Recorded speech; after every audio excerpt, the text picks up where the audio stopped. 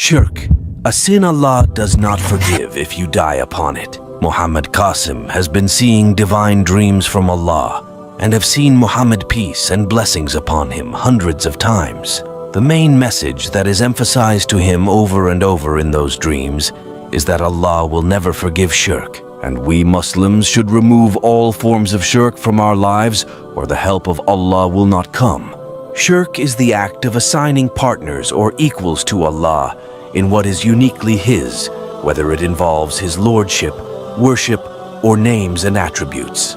It's considered the most severe sin in Islam and is the only sin that Allah will not forgive on the Day of Judgment.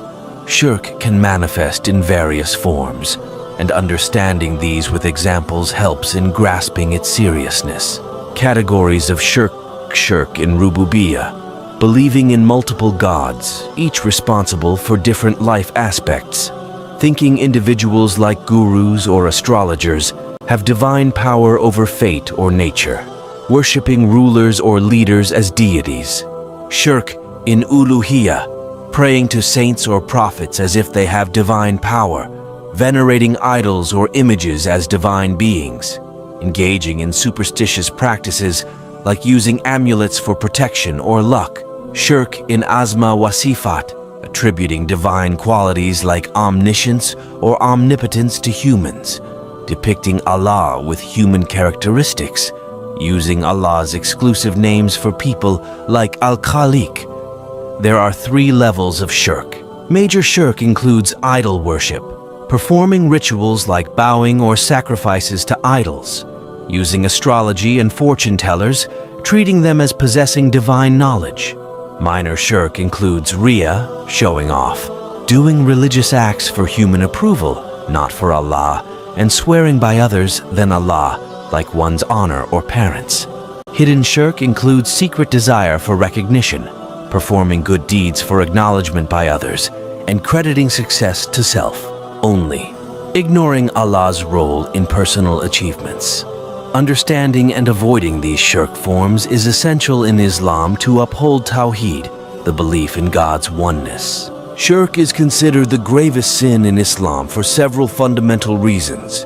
It can violate Tawheed, compromise monotheism, undermine creation's purpose, shows ingratitude to Allah, negates good deeds, leads to eternal punishment, corrupts society, destabilizes personal faith, influences laws and governance that contradicts Islamic teachings, as well as being a barrier to paradise.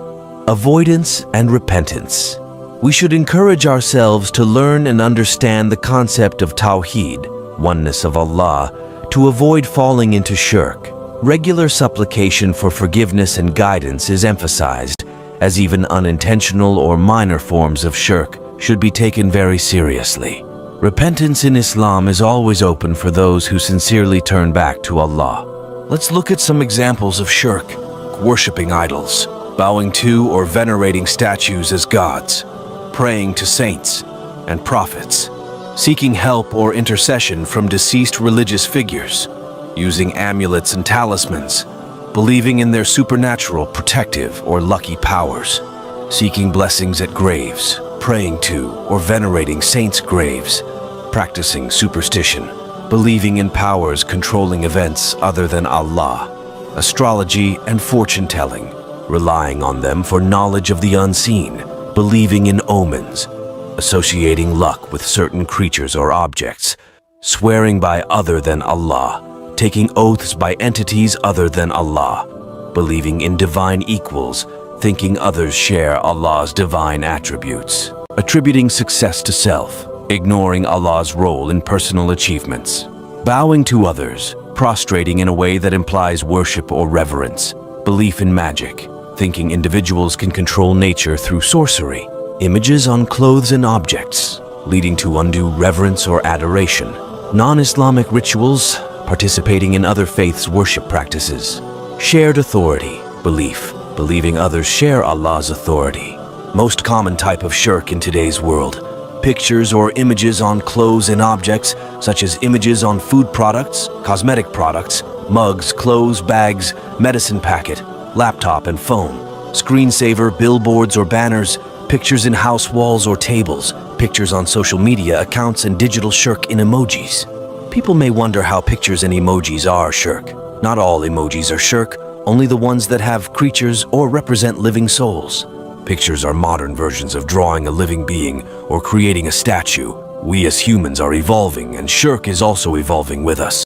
Unless they are necessary, it should be discarded or hidden away.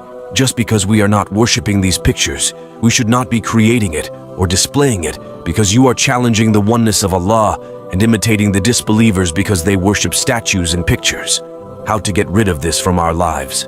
Cover images on food products, cosmetic products with marker, or destroy the packaging. Hide away toys for kids in the drawer or closet after use. Destroy unnecessary pictures. Do not put selfie and pictures on social media. Stop using emojis. Throw away anything that has images on it that isn't necessary. There are a lot of hidden shirk everywhere in our houses. Please look carefully at every single object to be safe. You will feel a blissful change in your life after removing all forms of shirk from the house by Allah's mercy and will.